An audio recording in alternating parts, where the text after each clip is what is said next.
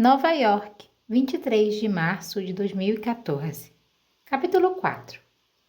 Adi está encolhida na poltrona de couro em um dos cantos da última palavra, com um ronronado baixo de livro emanando por entre as estantes em algum lugar às suas costas, enquanto observa os clientes se aproximando de Henry como se fossem girassóis acompanhando o movimento do sol. Depois que você descobre algo que ninguém sabia, começa a reconhecer o padrão por toda parte. Alguém diz elefante roxo e de repente você vê elefantes roxos nas vitrines das lojas, estampados em camisetas, em bichos de pelúcia e em cartazes, e fica se perguntando como nunca tinha reparado neles antes. O mesmo acontece com Henry e o pacto. Um homem rindo de tudo que ele diz, uma mulher se ilumina radiante de alegria, uma adolescente aproveita qualquer oportunidade para tocar o ombro e o braço dele, com o rosto corado pela atração despudorada. Apesar disso, Adi não fica enciumada. Viveu tempo demais e perdeu coisas demais. O pouco que conseguiu ter foi emprestado ou roubado, e nunca guardado só para si. Aprendeu a compartilhar. No entanto, toda vez que Henry lança um olhar furtivo em sua direção, Adi sente uma onda de calor prazerosa, tão bem-vinda quanto a súbita aparição dos raios de sol entre as nuvens. Apoia as pernas na poltrona com um livro de poesia aberto no colo. Trocou as roupas manchadas de tinta por um novo par de calças jeans pretas e um suéter largo, que furtou de um brechó enquanto Henry estava trabalhando. Mas ficou com as botas, com os pontinhos de tinta amarela, um lembrete daquela noite, a coisa mais próxima que ela tem de uma fotografia, de uma lembrança material. Você está pronta? Ela tira os olhos do livro e percebe que Henry já virou a placa do sebo e agora está ao lado da porta, com a jaqueta pendurada no braço. O rapaz estende a mão para ajudá-la a se levantar da poltrona de couro que, segundo ele, tem a mania de engolir as pessoas. Saem da livraria e sobem os 4 degraus até a calçada. Para onde a gente vai? Ainda é cedo, e Henry está agitado por uma energia irrequieta. Parece piorar com a chegada do crepúsculo. O pôr do sol é um sinal indiscutível de que o dia chegou ao fim, de que o tempo passa à medida que a luz esmorece. Você já foi na fábrica de sorvete? Parece divertido. Ele fica chateado. Você já foi lá. Eu não ligo de voltar, mas Henry balança a cabeça. Eu quero te mostrar uma novidade. Será que existe algum lugar que você ainda não conhece? Pergunta, e depois de um bom tempo, Adi dá de ombros. Aposto que sim, só não encontrei ainda. Ela queria que o comentário soasse como uma piada, algo leve e divertido, mas Henry franze o senho, absorto nos próprios pensamentos, e olha ao redor. Certo, diz puxando-a pela mão. Já sei. 1 hora depois, estão parados na Grand Central. Detesto te dar essa notícia, diz ela, olhando a estação de trem movimentada. Mas já vim aqui antes, que nem a maioria das pessoas. Mas Henry abre um sorriso cheio de malícia. Por aqui. Ela o segue na escada rolante até o andar inferior da estação. Serpenteiam de mãos dadas entre um mar incessante de viajantes noturnos em direção à praça de alimentação agitada. Mas Henry para antes de chegar lá, debaixo de um cruzamento de arcos revestidos de azulejos, cujos corredores se ramificam em todas as direções. Ele a leva a um dos cantos formado por uma coluna, onde os arcos se dividem e curvam por toda a extensão do teto, e então a vira de cara para a parede de azulejos. Espera aqui, diz, e começa a se afastar. Aonde você vai? Pergunta Adi, já se virando para segui-lo. Mas Henry volta, pega-a pelos braços e a vira para o arco. Fique aqui, nesta posição, e com os ouvidos atentos. Adi encosta a orelha na parede azulejada, mas não consegue ouvir nada além dos passos das pessoas, do burburinho e da algazarra na multidão noturna. Olha de soslaio por cima do ombro. Henry, eu não... Mas ele não está mais com ela. Está correndo pelo saguão para o outro lado do arco, a cerca de 10 metros de distância. O rapaz olha para trás para Adi, se vira e enterra o rosto no cano, parecendo um menino brincando de esconde-esconde contando até 10. Adi se sente ridícula, mas se aproxima da parede azulejada e espera, de ouvidos bem abertos. E então de uma forma totalmente improvável, ela ouve a voz dele. Ad. Ela se sobressalta. A palavra soa baixa, mas distinta, como se ele estivesse ao seu lado. Como você fez isso? Pergunta ela para o arco, e consegue ouvir o sorriso na voz de Henry quando ele responde. O som acompanha a curvatura do arco. É um fenômeno que acontece quando o espaço curva no ponto exato. É chamado de galeria de sussurros. Ad fica impressionada. 300 anos e ainda há coisas novas para aprender. Fale comigo, ecoa a voz nos azulejos. O que eu digo? Sussurra ela para a parede. Sussurra Henry nos seus ouvidos. Por que você não me conta uma história? Paris, França, 29 de julho de 1789. Capítulo 5. Paris está em chamas. Lá fora, o ar fede a pólvora e a fumaça. Embora a cidade nunca tenha sido exatamente tranquila, o barulho não deu trégua nas 2 últimas semanas. São balas de mosquetes e tiros de canhão, soldados berrando ordens e réplicas transmitidas de boca a boca. Vive la France! Vive la France! Vive la France! Faz 2 semanas desde que a Bastilha foi tomada, e a cidade parece determinada a se dividir em 2. No entanto, Paris tem de continuar, tem de sobreviver, assim como todos os seus habitantes, que precisam encontrar um jeito de viver em meio ao caos diário. Ad, no entanto, decidiu se movimentar durante a noite. Perambula pela escuridão com uma espada balançando nos quadris e um chapéu de 3 pontas encobrindo a testa. As roupas foram arrancadas de um homem baleado no meio da rua e estão com um tecido rasgado e uma mancha escura no abdômen, ocultos sob o colete que ela conseguiu de outro cadáver. Nas condições em que se encontra, Ad não pode ser muito exigente e é muito perigoso para uma mulher viajar sozinha. Pior ainda seria se passar por alguém da nobreza no clima atual. É melhor se camuflar na multidão com outros disfarces. Uma corrente se alastrou pela cidade, vitoriosa e inebriante. Com o passar do tempo, Ad vai aprender a distinguir as mudanças de atmosfera, a pressentir a linha tênue entre o vigor e a violência. Mas hoje à noite a revolução ainda é um fato recente, com uma energia estranha e indecifrável. Quanto à cidade em si, as avenidas se tornaram um labirinto. A construção repentina de trincheiras e barricadas transformaram todos os caminhos em uma série de becos sem saída. Não é à toa que ela encontra um monte de caixotes e destroços em chamas assim que vira uma esquina. Ad xinga baixinho e está prestes a voltar quando ouve botas na rua atrás de si e o disparo de uma arma, retumbando contra as barricadas acima de sua cabeça. Ela se vira e vê alguns homens vestidos com o traje malhado dos revolucionários barrando o seu caminho. Os mosquetes e as espadas cintilam ligeiramente na luz do anoitecer. Ela fica agradecida por ter escolhido as roupas de plebeu. Ad pigarreia, tomando cuidado de baixar a voz para um tom grave e ríspido ao exclamar «Vive la France!». Os homens devolvem o grito de guerra, mas para desespero de Ad, não se voltam para ir embora. Em vez disso, avançam em sua direção empunhando as armas. Sob a luz das chamas, os olhos deles parecem vidrados por causa do vinho e da energia indefinível da noite. O que você está fazendo aqui? Um deles exige saber. Pode ser um espião. Há um bocado de soldados desfilando por aí com roupas de plebeus, roubando os cadáveres dos homens corajosos que morreram, diz outro. Não quero problemas, só estou perdido. Deixe-me passar que vou embora daqui, grita ela. E depois voltar com mais dezenas de homens, murmura o segundo. Eu não sou um espião, nem um soldado, nem um cadáver, berra ela de volta. Estava só procurando um jeito de nos sabotar, interrompe um terceiro. Ou de saquear os nossos suprimentos, sugere outro. Não estão mais gritando, não há necessidade. Aproximaram-se o bastante para falar em um tom de voz normal, prensando-a contra a barricada em chamas. Se ela ao menos conseguisse passar e sair do campo de visão e da memória deles, mas não há para onde correr. As ruas foram todas fechadas, os caixotes incendeiam as suas costas.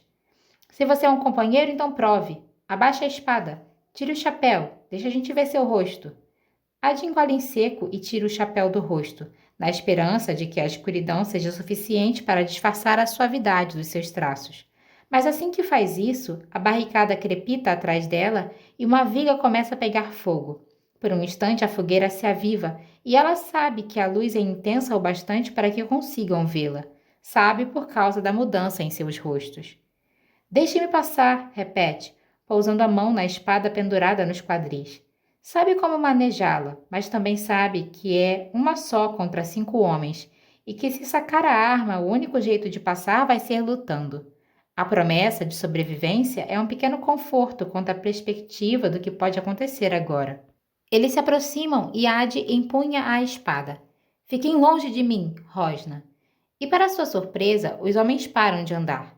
O ritmo dos passos diminui até cessar, e uma sombra recai sobre seus rostos, que assumem uma expressão relaxada. Os homens soltam as armas e inclinam a cabeça, e a noite fica silenciosa, exceto pelo fogo crepitando nos caixotes e pela voz tempestuosa que vem de trás de Ade.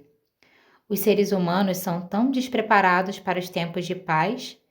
Ela se vira com a espada ainda em punho e vê Luke, cuja silhueta escura se destaca contra as chamas.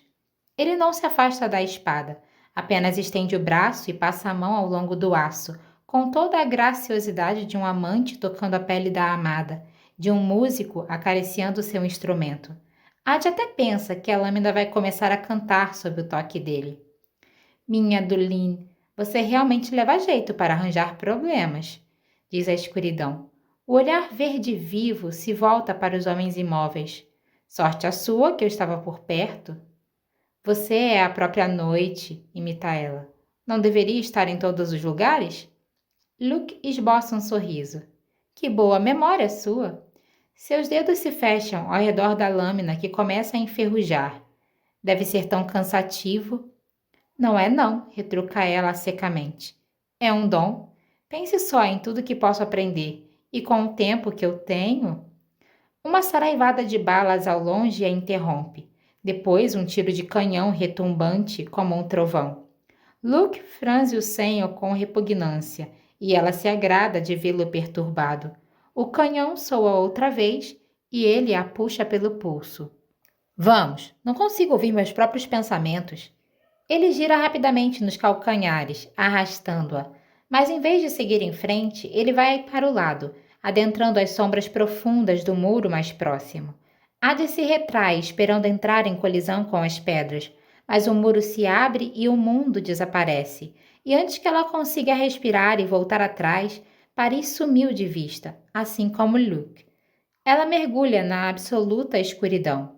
Não é tão silenciosa, vazia ou tranquila quanto a morte. Há uma certa violência no vácuo sombrio e ofuscante. É como as asas de um pássaro batendo na sua pele. É como o vento soprando nos seus cabelos. São milhares de vozes sussurrantes. É o medo e a queda, uma sensação selvagem e brutal. Quando ela finalmente pensa em gritar, a escuridão se retira mais uma vez, a noite é reformulada e Luke está novamente ao seu lado. Ade fica tonta e se apoia em uma porta, se sentindo enjoada, vazia e confusa. O que foi aquilo? Pergunta. Mas Luke não responde. Ele está a vários metros dela, com as mãos no parapeito de uma ponte enquanto observa a paisagem sobre o rio. Só que não é o rio Sena. Não há nenhuma barricada em chamas, nenhum tiro de canhão, nem homens de sentinela com as armas ao lado do corpo. Há somente um rio desconhecido, correndo debaixo de uma ponte desconhecida e construções desconhecidas ao longo de margens desconhecidas, com os telhados revestidos de telhas vermelhas. Assim é melhor, diz ele, arrumando os punhos da camisa. De alguma maneira, durante o momento de vácuo, ele trocou de roupa. Agora está vestindo uma túnica de gola mais alta, com o corte e o acabamento de uma seda mais leve, enquanto Ade continua com a mesma camisa mal ajustada, pega em alguma rua de Paris. Um casal passa por ali, de braços dados, e ela distingue somente as sílabas tônicas e átonas de uma língua estrangeira. Onde a gente está? Quer saber. Luke olha de relance por cima do ombro e diz alguma coisa na mesma cadência entrecortada antes de repetir em francês. Estamos em Florença. Florença. Já ouviu esse nome antes, mas não sabe quase nada sobre a cidade além do óbvio. Não fica na França, mas na Itália. O que você fez? Como você... Não, deixa pra lá. Só me leve de volta. Ele ergue uma sobrancelha. Adeline, para alguém que não tem nada além de tempo, você está sempre com pressa. Ele começa a se afastar, forçando Adi a segui-lo. Ela contempla o caráter excêntrico da cidade que acaba de conhecer. Florença é repleta de formas estranhas e pontiagudas, de domos e torres, de muros de pedra branca e telhados revestidos de ardósia acobreada. É um lugar pintado com uma paleta diferente de cores, com a música tocada com uma afinação diversa. Ela sente o coração leve ao observar a beleza da cidade, e Luke sorri como se pudesse adivinhar o contentamento. Você preferiria estar nas ruas em chamas de Paris? Eu achava que você apreciasse a guerra. Aquilo não é uma guerra, retruca ele bruscamente. É só um conflito. Ela o segue a um pátio aberto, uma praça com bancos de pedra cujo ar está impregnado com o aroma das flores de verão. Ele caminha à sua frente. É a epítome de um cavalheiro passeando à noite, diminuindo o passo só quando avista um homem com uma garrafa de vinho debaixo do braço. Ele fecha os dedos e o homem muda de direção, vindo até ele como um cachorrinho. Luke começa a falar naquela outra língua, um dialeto que Adi um dia vai reconhecer como florentino, e embora ainda não saiba aquelas palavras, ela conhece a sedução da voz de Luke e o brilho diáfano que surge no ar ao redor dos dois. Também conhece o olhar sonhador do italiano, com um sorriso sereno ao entregar o vinho à escuridão e depois se afastar distraidamente. Luke se senta em um banco e faz aparecer 2 taças. Adi se recusa a acompanhá-lo. Fica de pé, observando enquanto ele tira a rolha da garrafa e serve o vinho. Por que você acha que eu aprecio a guerra? Ela percebe que é a primeira vez que ele lhe faz uma pergunta sincera, sem a intenção de provocá-la, exigir algo ou constrangê-la. Você não é um deus do caos? Ele assume uma expressão ressentida. Eu sou um deus do potencial, Adeline, e as guerras são péssimas mecenas. Luke oferece uma taça a ela, e quando Adi não estende a mão para pegá-la, ele ergue a taça como se fosse fazer um brinde. Há uma vida longa. Adi não consegue se controlar, balança a cabeça perplexa. Certas noites você adora me torturar com a intenção de que eu me dê por vencida. Outras parece determinada a me poupar do sofrimento. Eu gostaria muito que você se decidisse. Uma sombra tomou conta do rosto dele. Pode confiar em mim, minha querida, quando digo que você não gostaria nem um pouco disso.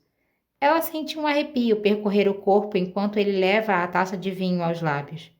Não confunda esse gesto com bondade, Adeline. Seus olhos se iluminam com a malícia. Eu só quero ser o responsável por derrotar você. Ela olha para a praça cercada de árvores e iluminada por lamparinas, com o luar brilhando nos telhados avermelhados. Então você vai ter que se esforçar mais. Mas para de falar assim que volta a atenção para o banco de pedra. Ah, inferno! Resmunga, procurando pela praça vazia. Luke, como sempre, desapareceu. Nova York, 6 de abril de 2014.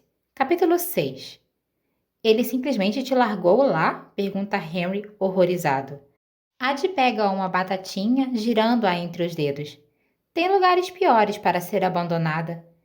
Estão sentados a uma mesa de tampo alto em um suposto pub, ou o que é chamado de pub fora da Inglaterra, dividindo uma porção de peixe empanado e batatas fritas avinagradas e uma caneca de cerveja morna.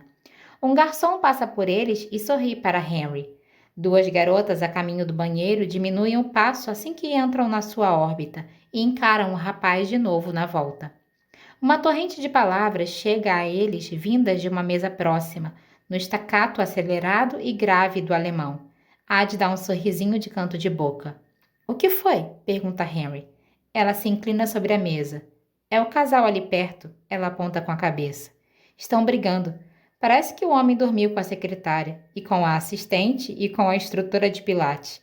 A mulher sabia sobre as 2 primeiras, mas está furiosa por causa da terceira, já que os 2 têm aulas de pilates na mesma academia.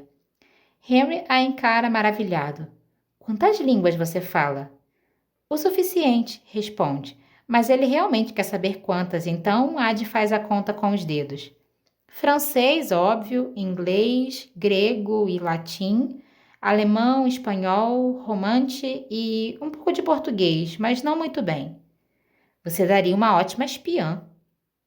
Ela ergue uma sobrancelha por trás da caneca de cerveja. E quem te disse que eu nunca fui uma espiã?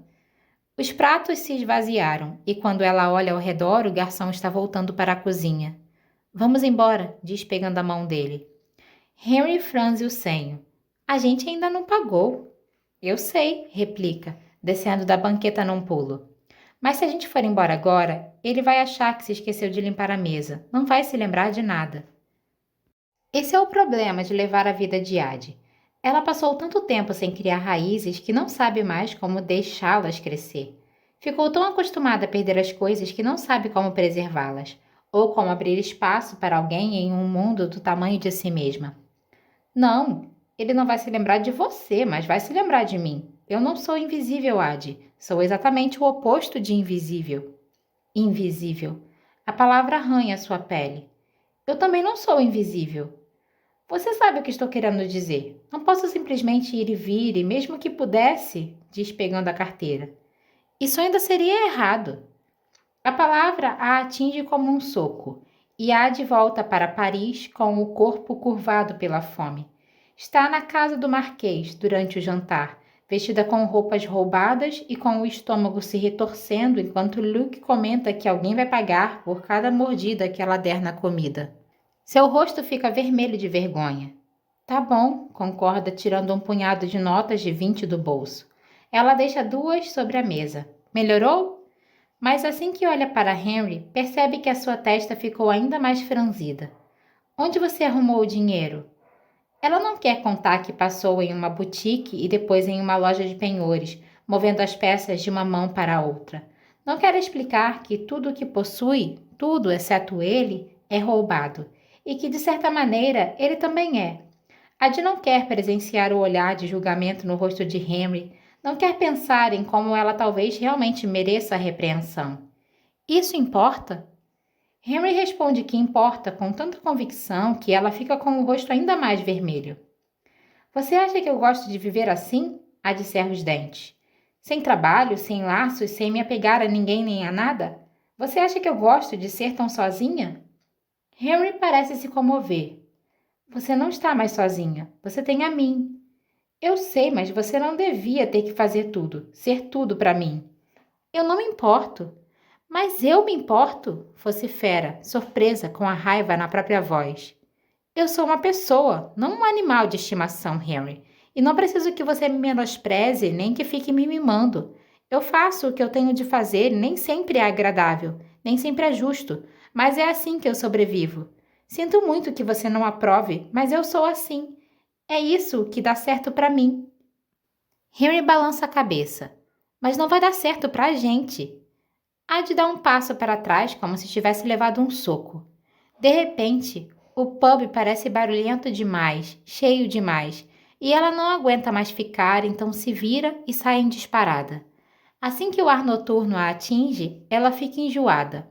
O mundo oscila, depois volta para o eixo, e em algum ponto entre um passo e o seguinte, a raiva se evapora e ela se sente apenas cansada e triste.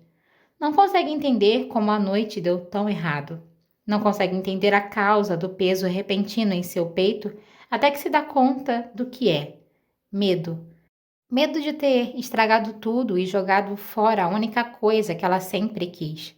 Medo de que a relação seja tão frágil que tenha desmoronado com um sopro. Então ela ouve passos e sente Henry se aproximar. O rapaz não diz nada, apenas caminha em silêncio, meio passo atrás, e um novo tipo de silêncio surge. O silêncio que se segue a uma tempestade, quando o dano ainda não foi calculado. Ade enxuga uma lágrima da bochecha. Eu estraguei tudo? Estragou o quê? A gente. Ade. Ele segura o ombro de Ade que se vira, esperando ver o rosto de Henry tomado pela raiva, mas a sua expressão é firme e serena. Foi só uma briga, não é o fim do mundo, e com certeza não é o fim da gente. Ela sonhou com isso durante 300 anos. Sempre achou que seria simples, o oposto de Luke. Eu não sei me relacionar. Não sei ser uma pessoa normal, sussurra ela. Ele abre um sorriso enviesado.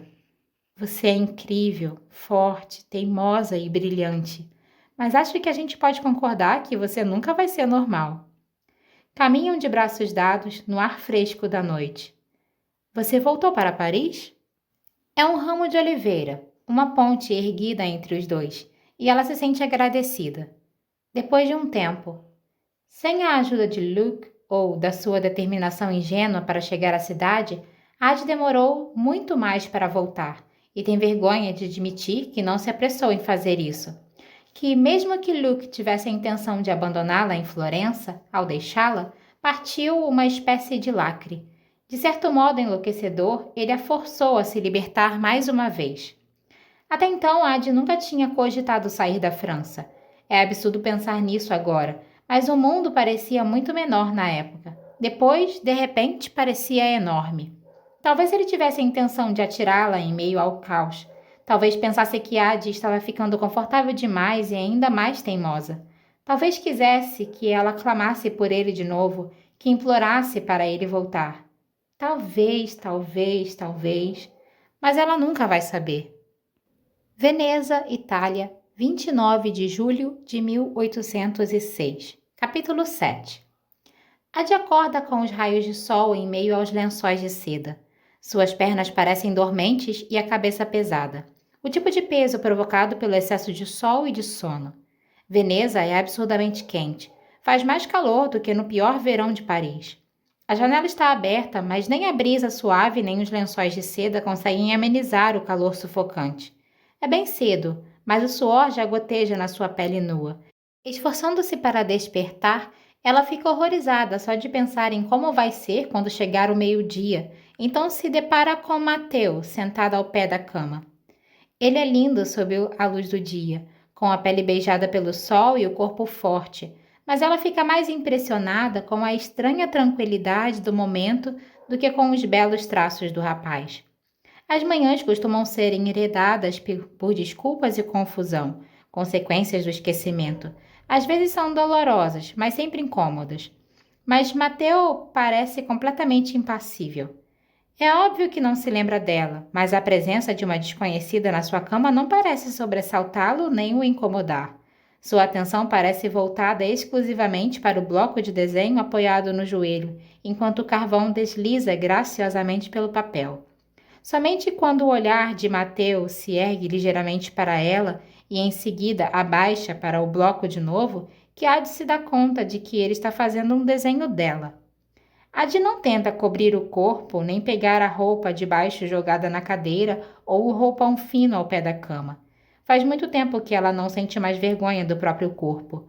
Para falar a verdade, começou a gostar de ser admirada. Talvez tenha algo a ver com o abandono natural que acompanha o passar do tempo, com a constância das suas formas, ou então com o sentimento de liberdade que acompanha o conhecimento de que os seus observadores não vão se lembrar dela. No fim, existe de fato uma liberdade em ser esquecida. Mateo continua desenhando, com movimentos ágeis e casuais.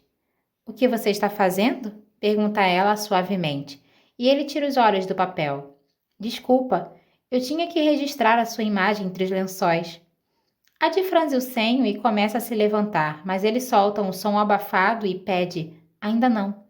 Ela se esforça ao máximo para permanecer na cama, com as mãos emaranhadas nos lençóis, até que Mateus suspira e deixa o trabalho de lado, com os olhos vidrados iluminados por aquele resplendor característico dos artistas.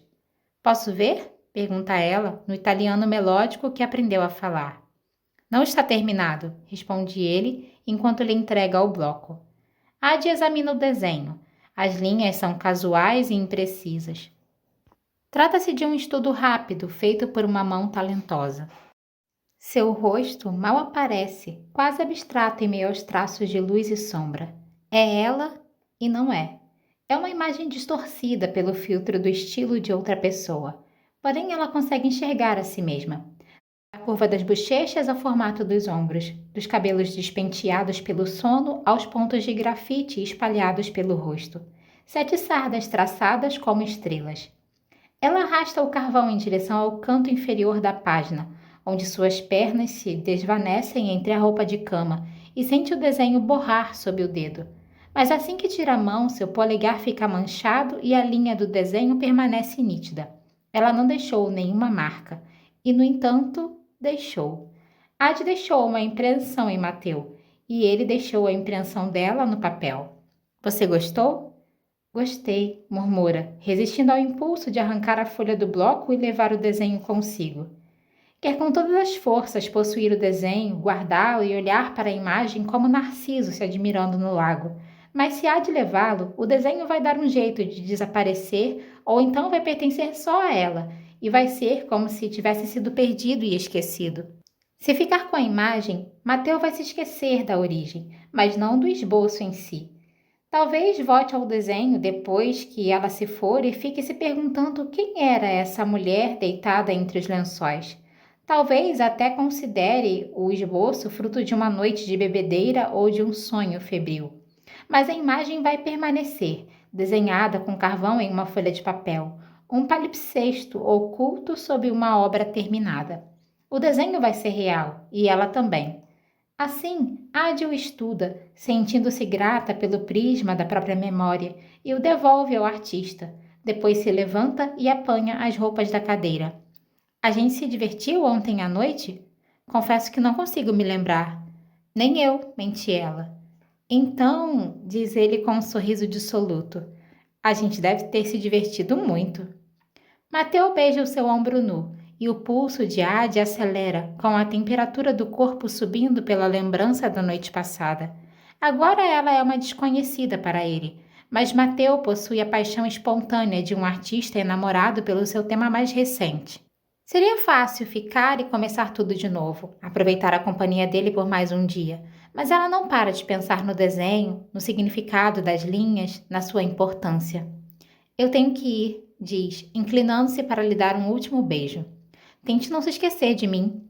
Ele dá uma risada jovial e leve, puxando-a para si e deixando rastros de carvão com dedos na pele dela, como se fosse possível. Naquela noite, o pôr do sol banha os canais de dourado. Ade está em uma ponte sobre a água, ainda esfregando o carvão no polegar. Pensa no desenho, em como a representação feita por um artista é um eco da verdade, e se lembra do que Luc lhe disse há muito tempo, quando a expulsou do salão de Madame Geoffrin. As ideias são mais indomáveis que as lembranças. Não tem a menor dúvida de que ele fez o comentário com a intenção de provocá-la, mas ela devia ter encarado a frase como uma pista ou uma chave. As lembranças são firmes, mas os pensamentos são mais livres. Fincam raízes, se espalham, se emaranham e por fim se desvencilham da sua origem. São espertos e teimosos e talvez estejam ao seu alcance. Porque a 2 quarteirões de distância, naquele pequeno estúdio acima do bistrô, há um artista e, em uma das folhas do seu bloco, um desenho dela. Ade fecha os olhos, inclina a cabeça para trás e sorri, com a esperança crescendo em seu peito. Uma rachadura nos muros da maldição implacável. Ade acha que tinha estudado cada centímetro dela, mas descobriu uma porta, entreaberta para um cômodo novo e desconhecido. Percebe a mudança de ares às suas costas, trazendo o aroma fresco das árvores, impossível e deslocado em meio ao calor rançoso de Veneza. Ela abre os olhos devagar. Boa noite, Luc. Adeline? Ela se vira para encarar o homem que ela tornou real, a escuridão, o demônio que trouxe a vida. E quando ele pergunta se Ade já teve o bastante, se já está cansada ou se vai se render hoje à noite, ela sorri e responde: hoje não. Ela roça o dedo indicador no polegar mais uma vez, sente o carvão e cogita contar sobre sua descoberta, só para saborear a surpresa de Luc. Encontrei um jeito de deixar uma marca, quer dizer. Você achava que podia me apagar por completo deste mundo, mas não pode. Eu ainda estou aqui e sempre vou estar. O gosto das palavras, o triunfo, é como o açúcar na sua língua, mas hoje há um traço de alerta no olhar de Luc, e conhecendo-o tão bem, sabe que ele daria um jeito de virar o jogo contra ela e tirar seu pequeno consolo antes que Ade encontre uma maneira de usá-lo. Então Ade não diz nada.